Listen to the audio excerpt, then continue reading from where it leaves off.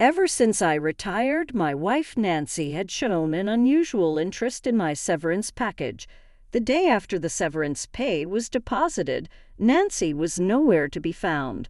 I had been waiting for this moment, though a part of me always feared something like this might happen. When Nancy finally returned home, I confronted her. "Thank you, David, for all your hard work," my colleague said as I retired from the company I had worked at for over 20 years. I'm David Brown, 65 years old, and recently retired. My family consists of my wife, Nancy, who is 60, and our son, Richard, who's married and lives on his own.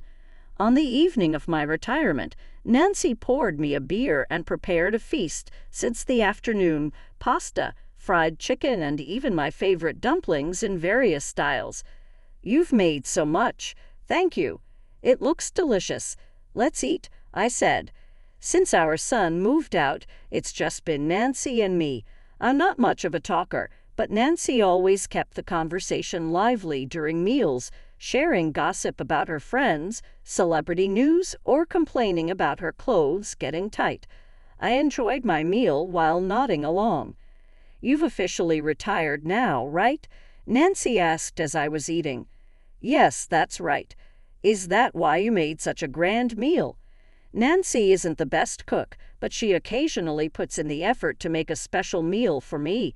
Regardless of the taste, I'm always grateful when she cooks for me. "Yeah, sort of. So now that you've retired, you'll get that, right? The retirement package?" she asked hesitantly. If I had received the retirement package, it should be deposited by next month. Nancy's face lit up, her eyes sparkling. "Then we just have to wait a month for the details, probably," I replied. Nancy was in a great mood all night.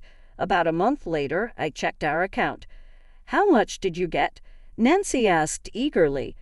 "Around $100,000. It's all in the account." "Wow, that much?" Nancy covered her mouth in surprise. She was astonished by the amount, even after deductions for state and federal taxes. If I had held a higher position, I could have earned more, but dwelling on it now that I'm retired is pointless. Still, I feel a twinge of regret, wondering if I could have been promoted had I pushed a bit harder. Nevertheless, I've retired, and I worked hard in my own way. From here on out, I'll make the most of my severance package and pension. "Let's celebrate your severance pay," Nancy exclaimed as she brought out a bunch of beers. We usually limited ourselves to 1 beer a day, unless it was a special occasion, so this was unusual. Feeling liberated from work, I happily indulged in more beer than usual. The next day, my head was pounding from drinking too much beer the night before. I had crashed into bed and passed out. Glancing at the clock, it was 11 a.m. I used to wake up at 5 on weekdays, but beer had gotten the best of me. "My head is killing me. Do we have any aspirin?" I called out, but Nancy wasn't there. She wasn't in the living room either, but there was a document and a small note on the table. "I'm going on a trip for a week starting today. Please sign this," the note read. A trip. This was news to me. I glanced at the other document. It was a divorce paper signed by Nancy. "What a shock," I muttered to myself, crumpling the note written in her handwriting. I immediately called her. "What's the deal with this sudden divorce?" I asked, hearing the bustle of the outside world over the line, along with what sounded like a train station announcement. "We're both retired now, so let's be free. We'll split the assets. Just sign the papers and file them," Nancy replied, her voice sounding different, higher-pitched and more abrupt than usual. The bombshell of divorce made my hangover vanish instantly. "I can't just accept a snap divorce. Come home and let's talk this through," I pleaded. "I'm boarding the train now, so I can't stay on the phone. I'll be back when my trip's over, so file the papers by then," she said, and the call abruptly cut off. I slumped into a chair, drained. Split the assets? No way. I jumped up and yanked open the drawer where we kept our valuables. The bank book and seal were gone. We managed our joint account with my salary and Nancy's part-time earnings, and of course my severance pay was in there too. She had taken the bank book, realizing all our assets were gone. My mind went blank. No wonder she had been so fixated on money. On my retirement day, we still hadn't paid off the mortgage, and a pension alone wouldn't suffice. Should I call the cops since she took the bank book? But without knowing where she went, there wasn't much they could do. Besides, the police might not want to get involved in a domestic spat. Wait, I still have that. Just as I thought I was at my wit's end, I remembered my ace in the hole. I opened my desk drawer in the study to check on something. Good, it's still here. Even though the sudden divorce blindsided me, part of me had always seen this coming. I met Nancy through a mutual friend from a young age. She was bubbly and had a knack for making men feel special. She was always surrounded by guys, and I remember having plenty of competition. It was almost a miracle that I managed to date and marry her. Nancy was kind to me, and our married life seemed rosy. After we tied the knot, she became a full-time housewife, taking care of the home. She struggled with chores, often serving up kitchen disasters with an apologetic look that I found endearing. After our son Richard was born, I started pitching in with housework and child care to lighten Nancy's load. Knowing she was wiped out from childbirth, I'd rush home after work to whip up dinner for her. "This is delicious, thank you," she'd say. However, from that time on, while Nancy doted on our only son, she gradually became harsher towards me. While I'm wearing myself out with child care, you get to enjoy a leisurely drink by yourself. When I was feeding Richard, you were relaxing and watching TV. Now that he's asleep, is it such a big deal if I have a beer? Having a beer at the end of the day was my simple pleasure, but Nancy started to gripe about it. "You think you're hot stuff because you work and help with the baby, huh? God, it's so annoying, plus you reek." But I took a shower, I'd protest. Later, I learned that women's sense of smell can change after childbirth. They start to prefer their baby's scent, which shares their genes, but dislike their husband's. This revelation floored me, so that's why Nancy became more critical after giving birth. I started carrying deodorant and never skimped on hygiene to avoid turning her off. A few years after Richard's birth, Nancy's mood seemed to level out, and she wasn't as harsh with me. After Richard grew up and left the nest, Nancy started going out more and dumped the housework on me. I guess she wanted to cut loose after all those years of child rearing. I got swamped with work and never griped about her gallivanting. About a week later, while I was watching a daytime soap at home, the doorbell rang. I checked the monitor and saw Nancy, whom I hadn't seen in a week.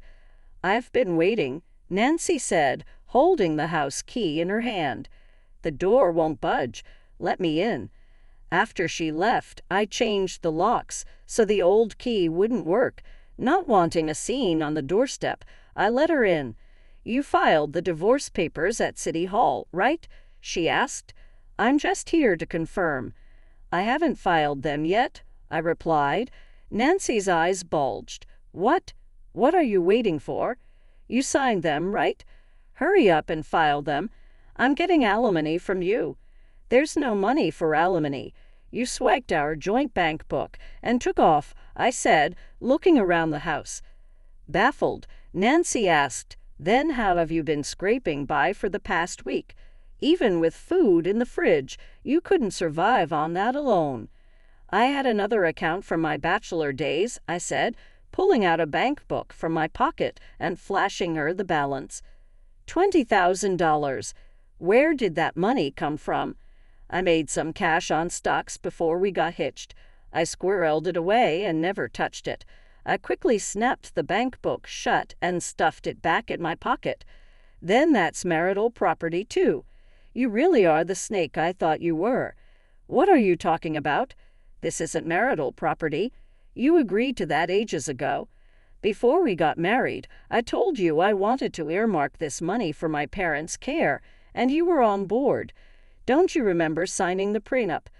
"Oh, did I? This money was what was left after using it for my parents' care. My folks have already passed on, and our daily expenses came out of our shared account, so I'd completely forgotten about this bank book. Looking back, I'm glad we had the prenup. It saved me from going broke and starving. So, this money isn't marital property, and you should be the one paying alimony." I pointed squarely at Nancy. "I know everything. I know about your secret spending spree and your affair." Nancy's expression faltered. "You're making this up. I didn't have an affair." "Yes, Nancy, you had been stepping out with a younger man." "Having an affair? Where's your proof?" "You met the professor at your part-time gig in the cafeteria and had a fling, right? You probably went on a trip with him." "You've got it all wrong. I went on a trip with my mom friends." "You've got to believe me," Nancy said, staring me down. "But that's a load of bull. Women who are good at lying look people straight in the eye. Do you have any proof that I had an affair?" Nancy challenged defiantly. "If I lose here, I'd end up paying alimony. I hired a PI to catch you in the affair when I overheard you talking on the phone with him a few years back," I explained, recalling the moment vividly. "Yeah, that's right. My husband's retiring soon, so we can divorce." I thought she was gabbing with a mom friend and tried to tune it out, but when I heard divorce, I couldn't help but eavesdrop. I admitted, "Soon we can be out of the open." I was floored. I wanted to be dead certain she was really stepping out, so I quietly hired a detective to snoop around. The PI's report confirmed 100% that my wife was having an affair. Nancy started working part-time at the university cafeteria at 58, thanks to a mom friend's invite, and got tangled up with a professor there. I added. The detective snapped pics, and the guy was a rugged-looking dude in his late 50s. The PI got photo evidence. There were shots of them walking arm in arm and slipping into a hotel together. I showed Nancy the goods. There's no way she can wriggle out of this one. "So what if I cheated? I want to divorce you and be with him." "Just sign the damn papers already." Nancy snapped, her frustration apparent. My love for her had fizzled out ages ago, but her defiant attitude was a gut punch. "You're the cheater, so you can't file for divorce. We're staying hitched until I say." As the betrayed spouse, she's the one who torpedoed the marriage. She can't just bail after having an affair. As Nancy and I locked horns, the doorbell chimed. I glanced at the monitor and spotted a familiar young face. It was Richard. "What? Richard, you're early." Nancy's face lit up when she realized our son had shown up, and she beelined for the door. I trailed behind her to greet Richard. "Richard, please help me. Your father is being a monster," Nancy exclaimed as she reached for Richard. But Richard shoved her away, and Nancy's eyes widened in shock. "Don't touch me, you cheater," he said sternly. Nancy laughed nervously and playfully tapped Richard's shoulder, trying to lighten the mood. "Come on, Richard. Don't be so cold to your mom." Richard brushed her hand off. "Don't touch me. Dad spilled the beans about your affair. You're the worst." Nancy's face drained of color as her son rejected her. "While you were off gallivanting, Dad filled me in on everything after you split for your trip. He rang me and told me about the divorce papers and your affair." I didn't want to burden my son with such a bombshell, so I hesitated to tell him about the affair. But I decided he needed to know the truth before the divorce. I interjected. "I wanted it to be a lie. I was pissed at Dad for not telling me sooner, but I'm even more livid at you for cheating on him for 2 years," Richard continued, glaring at Nancy. "If you knew about the affair, why didn't you divorce her?" I asked, my voice tinged with disappointment. "Do you still have feelings for me?" Nancy asked, her voice faltering. When I uncovered the affair, I mulled over divorce countless times, but I held back. I didn't bring it up because I was waiting to snatch all your money and leave you high and dry with my severance pay, I admitted bitterly. "I lived with Nancy. nursing my thirst for payback over her affair. Pick your poison, the assets or the man. I'm fine taking this to court through a lawyer. You're in deep water for cheating, and if you lose, your boy toy will probably lose interest. Men don't like getting tangled up in drama. I warned her. Nancy's face contorted, and tears welled in her eyes. He's a brainy university professor, right? He's got a cushy income and is still working, so he can bankroll you without my cash. Fine, I'll forfeit my share of the assets. Just cut me loose. I don't need your stinking money. Nancy spat out, defeated. Divorce settled. I'll link the divorce papers, and you sign this agreement, I stated firmly. We both signed the divorce papers and the agreement. Nancy chose a fresh start with her lover over keeping the money. Thanks for everything. The house is in my name, so you need to scram. Your stuff is boxed up outside. Take it and go, I said coldly, ending our tumultuous week. I packed all of Nancy's clothes and belongings into boxes and placed them outside. Nancy frantically checked through the boxes and let out a shriek. This is so heartless. Just because I strayed, she sobbed, turning to our son Richard for support. Richard, you're on my side, right? I'm your mother.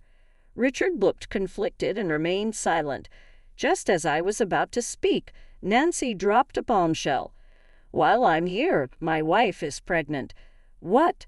I was blindsided by the unexpected news, but Nancy was even more thunderstruck.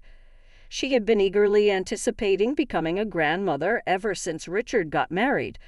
She was eager to help with the baby, but the thought of her holding my grandchild with those cheating hands made my blood boil. I can't let a mother who cheated meet my child. I appreciate you raising me, but we're done. Don't ever darken my doorstep again, Richard said firmly. No, wait. Please, at least let me be there for the birth, Nancy pleaded desperately. But Richard kept her at arm's length. I'd never let someone like you into the delivery room. If anything happens to my wife or child, I'll never forgive you.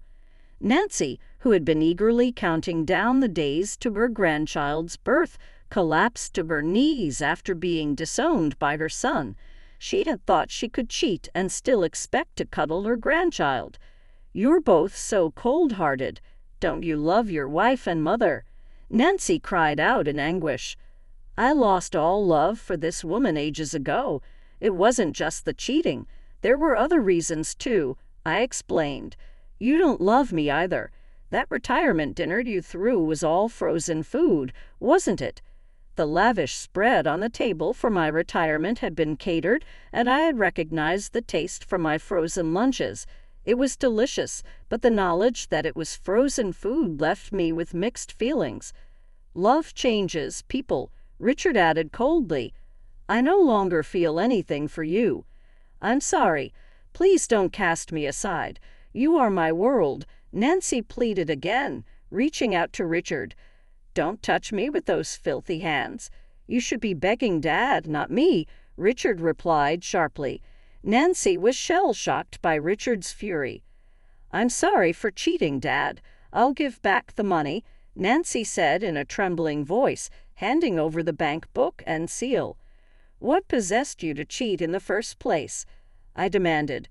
At first, it was just a fling for me, too, but the professor kept buttering me up, saying I was gorgeous. As we knocked back beers, things got out of hand, Nancy confessed tearfully. So you fell for a smooth-talking snake. I'm taking you and that sleazeball to court for alimony. Brace yourself, I exclaimed angrily. Nancy crumpled to her knees, tears streaming down her face, overwhelmed by the consequences of her actions. I'm sorry, she broke down sobbing, apologizing repeatedly through the lawyer the PI had connected me with. I sued Nancy and her lover for alimony. Nancy, who had been crying, flew into a rage when served with the alimony papers. Why? I forfeited my share of the assets, and you've got your golden parachute. You're loaded. I don't even have 2 nickels to rub together. I've been put through the ringer because of your fling. You had a blast with your lover boy. Now it's time to face the music. Drag the professor here. I demanded. Reluctantly, Nancy dialed up her lover. The four of us, the lawyer, Nancy, her paramour, and I, hashed out the alimony. The professor confessed to the affair and admitted to their getaway. "You planning on putting a ring on her finger?" I asked, curious about where he stood. "Marriage? No way. I've got a ball and chain at home," he admitted. Turns out, this university professor was quite the Casanova. He confessed that his romp with Nancy was just for kicks, claiming he changes favorites like socks. The lawyer and I couldn't help but smirk at his lame excuse. "Anyway, you're coughing up alimony, too. If his wife finds out about the affair, he'll be on the hook for a pretty penny there, too. Nancy might even owe his wife alimony as well." Nancy, who had been genuinely smitten with him, looked like a deer in headlights upon learning he was married and saw their fling as just a bit of fun. She probably thought she'd coast on my dime, but her future now looked grim. I pocketed $30,000 in alimony from Nancy and her lover. I was sweating bullets about the statute of limitations for claiming alimony, which is 3 years from uncovering the affair, but it's finally put to bed. Nancy also got slapped with an alimony suit by her lover's wife, which her parents had to cover, leaving her not just broke, but in the hole. The university professor vanished from campus and is reportedly locked in a legal slugfest with his wife these days. Nancy's back at her parents' pad, weathering their icy glares and feeling like yesterday's news, while juggling multiple gigs to climb out of debt. Having to punch the clock even after retirement must be rough. A few years down the road, I finally kissed the mortgage goodbye and am now living it up as a bachelor at home. Today, my son and daughter-in-law are swinging by, so I've been on a cleaning spree since dawn. Just as I put the finishing touches on the place, the doorbell chimed. "Oh, they're here," I exclaimed as I swung the door open. My son and daughter-in-law were standing there, and my grandkid was sound asleep in the stroller.